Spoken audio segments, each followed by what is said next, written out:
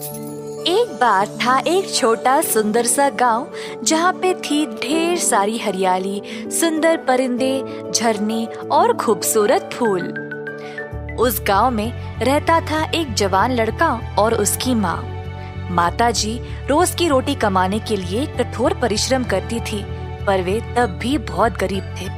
एक दिन माताजी गई जंगल में और कुछ सूखी लकड़ी जमा करके ले आई। जब तक वह घर वापस आई, छोटा लड़का इधर उधर खेल रहा था। माँ ने अपने बेटे को ऐसे लापरवाही से खेलते हुए देखकर रोने लगी। अचानक से उसको कुछ ख्याल आया।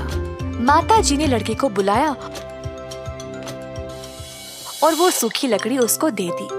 फिर उसने अपने बेटे को लकड़ी बेच के कुछ खाने के लिए लाने को कहा।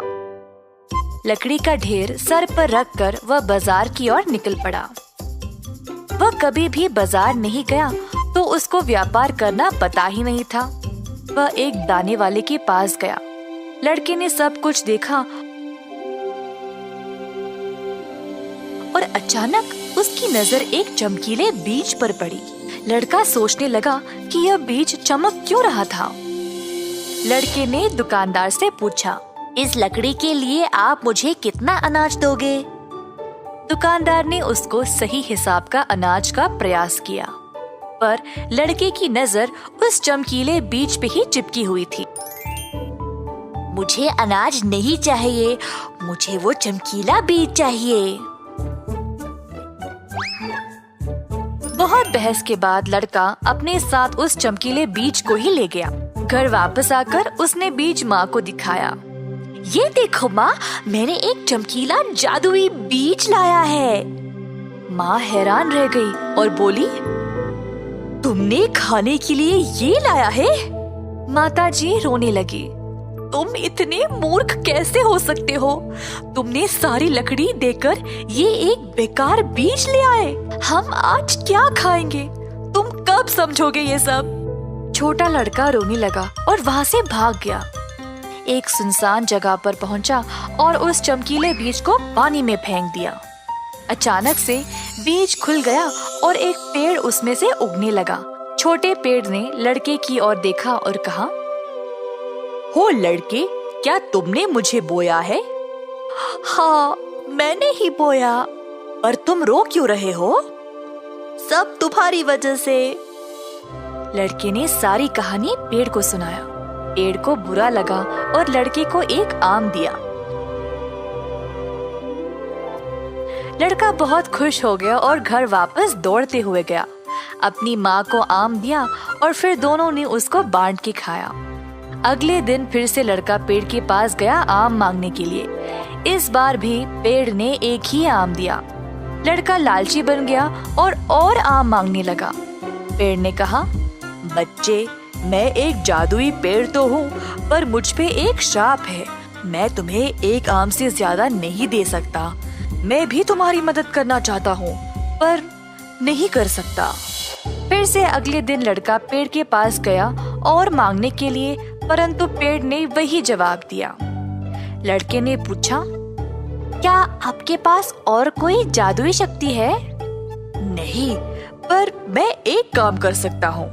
मेरे पास कुछ लकड़ी है जो मैं तुम्हें दे सकता हूँ। तुम लकड़ी का इस्तेमाल करके एक अच्छा घर बना सकते हो, पर एक शर्त पर। मेरे लकड़ी देने के बाद तुम मुझसे एक भी डाली नहीं काट सकते और काटने की सोच भी नहीं सकते, एक भी नहीं। अगर तुम ऐसा करोगे तो तुम्हें बहुत महंगा पड़ेगा और फिर मैं तुम्हें उससे नहीं बचा पाऊंगा। मुझसे वादा करो कि तुम ऐसा कभी नहीं करोगे। लड़के ने पेड़ को वचन दिया और खुशी से लकड़ी अपने घर ले गया माँ को दिखाने। माँ, मैं एक घर बना सकता हूँ हमारे लिए, बोला लड़का उत्साहित होकर। कई हफ्ते बीत गए और लड़के ने एक अच्छा सा छोटा सा मकान बनाया। लड़के को खुद पर बहुत गर्व था और अचानक से वह लालची बन गया। क्यों ना इस घर को और बड़ा बनाया जाए, फिर कल को इस मकान की कीमत बहुत होगी। मुझे केवल और लकड़ी की जरूरत है, पर मेरे पास तो पैसे है ही नहीं खरीदने के लिए। लड़के ने उस जादुई पेड़ के बारे में सोचा और ये निर्णय लिया कि वह उसी पेड़ को काटकर और लकड़ी जमा करेगा। उस दिन वह धीरे से एक कुल्हाड़ी लेकर पेड़ के पास गया। पेड़ ने लड़के को देखा और कहा, तुम इधर वापस क्यों आए? तुम अपना वचन तोड़ने वाले हो? जी हाँ, मेरे पास अब बड़ी योजनाएं हैं और मैं कोई बेकार श्राप से नहीं डरता। मुझे क्या होगा? मैंने तो कुछ गलत किया ही नहीं। तुम मुसीबत में पड़ चुके हो। तुम्हें याद है, मैंने बोला कि तुम मेरी डालियों को काटने का सोच भी नहीं सकते, पर अब देखो, तुम्हें बहुत झेलना पड़ेगा।